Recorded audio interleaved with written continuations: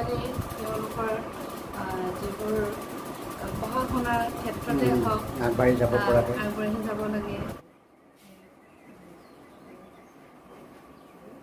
যোগাটো কি কেনেকুৱা হৈছে, আৰাম পাইছেনে নাই?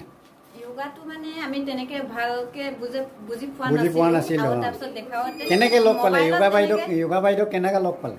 যোগা বাইদেউক আমি আমাৰ ল'ৰা ছোৱালীবিলাক মানে স্কুলৰ পৰা আনিবলৈ যাওঁ। তাৰপিছত তাৰপৰা আনোতে মানে দেখি পালোঁ যে আমি ৰাস্তাৰ পৰা দেখিলোঁ যে বাইদেৱে কি শিকাইছে। তাৰপিছত তাৰপৰা আমি দেখি আহিলোঁ। তাৰপিছত সুধিলোঁ বাইদেউ কি ইয়াত চলি আছে। তাৰপিছত বাইদেৱে ক'লে যে আমাৰ ইয়াত যোগা ট্ৰেইনিং দি আছে, যদি তহঁতৰ ইচ্ছা আছে কৰিব পাৰা। ঘৰৰ দৰ্জাবিলাক যিটো মানে মামৰ ধৰি থাকে, সেই মামৰ নিচিনাকৈ আমাৰ এইবিলাকত শিথিল কৰি লওঁ। নমস্কাৰ, মোৰ নাম শ্ৰীমতী পুতুমাই নাথেবৰী। আগিল দুটাত চেনেলখনক মই বহুত ধন্যবাদ দিছোঁ। তাৰপৰা সেই এইজন কালি বাইদেউ আহিছিলে, মোক কিবা যোগা বাইদেৱে আমাৰ স্কুলখনলৈ আমাৰ ল'ৰা ছোৱালীবিলাকক শিকাম বুলি। তাৰপিছতে বাইদেউক ক'লোঁ মোৰ গাঁঠি বিষ হাত বিষ বুলি ক'লত বাইদেৱে ক'লে আপুনি হ'ব দে, আপোনাক মই বেলেগকৈ শিকাম বুলি। এনেকৈ শিকাই হ'লেও তেখেতে মোক সহায় কৰিলে, বেলেগকৈ বহাই মেলি মোক ধুনীয়াকৈ শিকালে হ'লেও। খালি শিকি মোৰ হ'লেও আৰাম পালোঁ। সেইটো সম্পন্ন হয় তেতিয়া আমাৰ থেৰাপি দিয়ে, আমাৰ বডিটোৱে নিজে থেৰাপি দিয়ে। আৰাম দৰ্শক, আপোনালোকক আজি এতিয়া আমি শুভ বাৰ্তা দিব বিচাৰিছোঁ। ইয়াতে আমি বৰগা কাগৰি চাব চেণ্টাৰত এগৰাকী আমাৰ যোগা বিভাগৰ বাইদেউ এগৰাকীক লগ পাইছোঁ। বাইদেউৰ আপোনাৰ চিনাকিটো জৰিয়তে দিয়ক। আপোনাৰ চিনাকিটো লোৱাৰ পাছত আমি পৰ্যায়ক্ৰমে আপোনাৰ যিটো ৰিফাৰমেণ্টলি আৰু আপুনি যোগাত কেনেকুৱা ধৰণৰ আপুনি। নমস্কাৰ, মোৰ নাম শ্ৰীমতী লীনা দেৱ। মই লখিমপুৰৰে হয়। মই আপোনালোকৰ ৰঙানদী পঞ্চায়তৰ নাওবৈচা সমষ্টিৰ বৰগয়া সাগৰী চাব চেণ্টাৰত এপইণ্টমেণ্ট হৈছোঁ।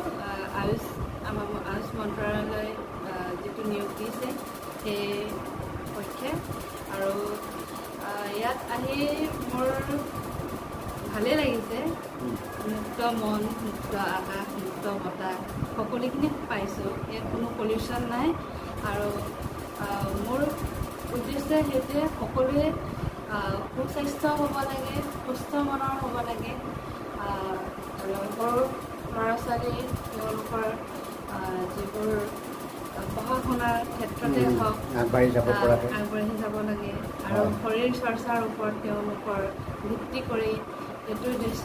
আৰু যিসকল আমাৰ বয়সীয়াল দাদা বাইদেউসকল আছে, ছাৰ বাইদেউসকল আছে, তেওঁলোকৰ বাবে তেওঁলোকৰ যিটো প্ৰব্লেম, স্বাস্থ্যৰ যিটো তেওঁলোকৰ অৱনতি হৈছে, এই স্বাস্থ্যটোৰ ওপৰত আমি বেছ কৰিহে য়োগাটো তেওঁলোকক দিওঁ।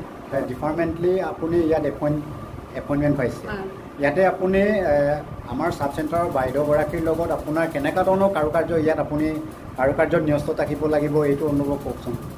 আমাৰ এইটোৱে হয় যে বাইদেৱে যিবোৰ মেডিচিনটো দিয়ে, চাই পৰীক্ষা নিৰীক্ষা কৰিলে ব্যক্তিজনৰ কি হৈছে কি হোৱা নাই, আৰু তাৰ পৰা কি হয় মেডিচিনটো খোৱাৰ পিছতো আমি যোগৰ দ্বাৰা আমি এই বেমাৰটো আমি আৰোগ্য কৰিব পাৰোঁ নেকি, সেইটো কথালৈ আমি যোগটো আমি দিওঁ।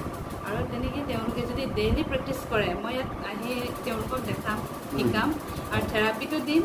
আৰু কি হয় তেওঁলোকে ঘৰত ডেইলি যদি প্ৰেক্টিছ কৰি থাকে নিশ্চয় সিহঁতে উপকৃত হ'ব।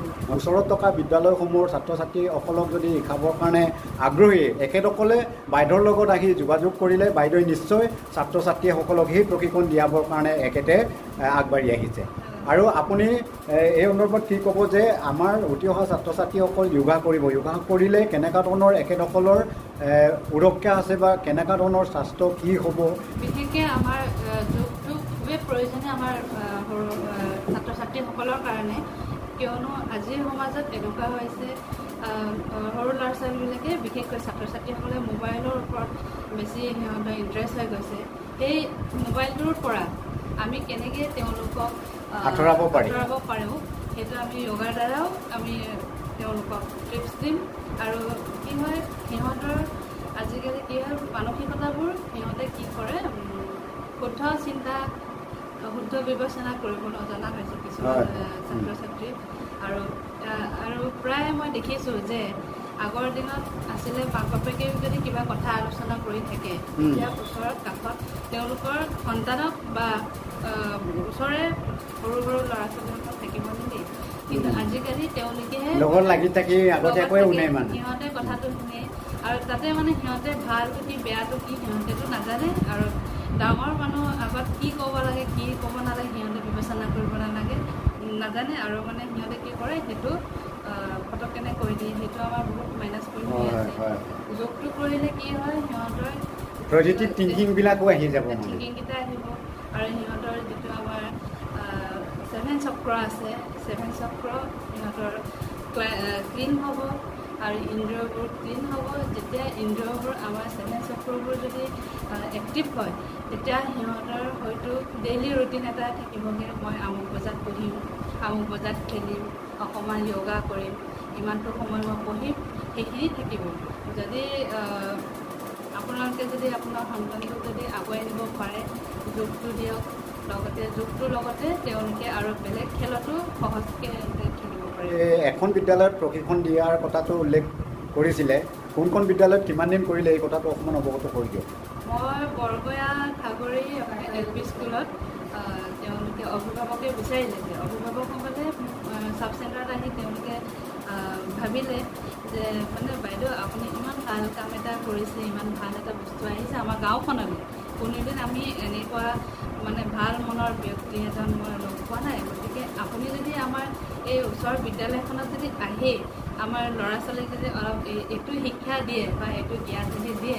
আমি অভিভাৱকসকলে সুখী হ'ম আৰু আমিও কিবা এটা উপকৃত হ'ম বুলি তেওঁলোকে মোক নিমন্ত্ৰণ কৰিছিল তেওঁলোকৰ উচ্চাংশাটো দেখি মই ভাবিলোঁ যে নিশ্চয় মই আপোনালোকৰ তাত যাম তাতে মই দুদিনমান গ'লোঁ দুদিনৰ পিছত অলপ মানে ভাল নালাগিলে মানুহবোৰলৈ কিবা এটা মানে অসামিলাৰ সৃষ্টি হ'ল আৰু